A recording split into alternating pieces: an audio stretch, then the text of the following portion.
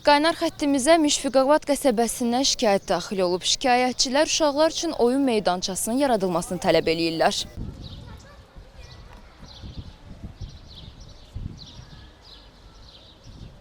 Uşaqlar üçün oynamağa meydança yoxdur. Bir uşaq meydançası burada salınsa yaxşı olardı. Orada məsəl üçün avtodayanacaq yaradıblar. Uşaqlar orada oynayırlar. Qovurlar ki, ay uşaq, get başqa yerdə oyna. Uşaqlar yer tapmırlar oynamağa. Binanın qarşısında oynayırlar. Orada ev sahibləri deyirlər ki, səs eləməyin ay uşaqlar, qaçın o biri tərəfdə oynayın.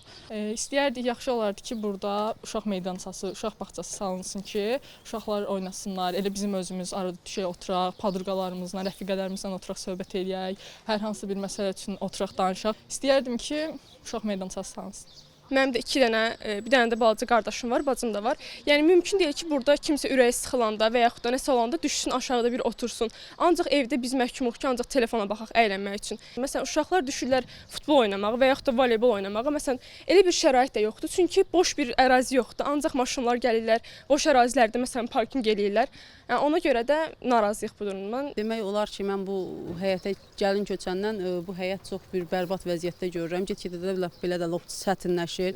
Valla ən çox uşaqların oynadığı yerdə zibilxananı məskən salıblar. Hal-hazırda uşaqlar valla nə oynamağa bir yer tapmırlar, nə bir oturmağa, əylənməyə. Yay olur vəbşi həyətə düşmək istəmir adam. Ən çox da istəyərəm o zibilxana götürülsün. Ən çox da belə addım atırsan maşına dəyərsən. Müşfiq arasında ən böyük məhəllə hal-hazırda bura olmağına baxmayaraq, ən nə bilim səlqəsiz, ən törtökünü məhəllədə buradır. Uşaqlar üçün elə bir şərait yoxdur. Nə böyüklər üçün, nə uşaqlar üçün.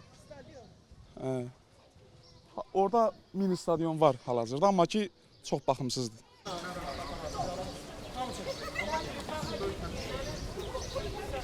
Necə salay uşaqları? Nətər salay? İtlər bir tərəfdən. Nəvələrimiz oynaya bilmir. Bax, meydança odur da. Odur. Torpaq, kül torpaq uşaqların başına tökülür. Bir yaşıllıq yaratmırlar bu həyətdə. Adam uşaqla, qoca var, xəstəsi var. Mən özüm şəkər xəstəsiyəm. Baxılsın, uşaqlar üçün kaçelya qoyulsun. Xatiyə 3 dənə, 4 dənə kaçelya qoyulsun. O stadiona qəşəng bir dənə, heç olmasa setka çəkilsin. Orada uşaqlarımız oynasın. Yaşıllıq olsun. Burada bir ağac əkilsin. Burada heç nə yox. Bu stolu da mən düzəltdirmişəm. Bəli, ərazidə bircə dənə çardaq var. Onu da sakinlər öz vəsaitləri ilə düzəldiblər. Məsələ ilə bağlı Qaradağ rayon icra hakimiyyəti ilə əlaqə saxladıq ki, Müşfiqabad qəsəbəsinə nə vaxt əl gəzdirəcəklər. Qaradağ rayon Müşfiqabad qəsəbə İnzibati ərazi dairəsi üzrə nümayəndəsi Coşqun Bayramov bildirdi ki, məhəllələrin abadlaşdırılması, abad həyətin salınması tədbirlər planına əsasən mərhələli şəkildə həyata keçirilir. Çəkiliş apardığınız D məhəlləsi də tədbirlər planına daxil edilən siyahıda yer almışdı. Yaxın vaxtlarda həmin məhəllə abadlaşdırılacaq. İndi sakinlər abadlıqda rahat əyləşib nəfəslərini dərə biləcəkləri günü səbirsizliklə gözləyirlər. Nəriminə Kamalova, Arif Əliyev, APA TV.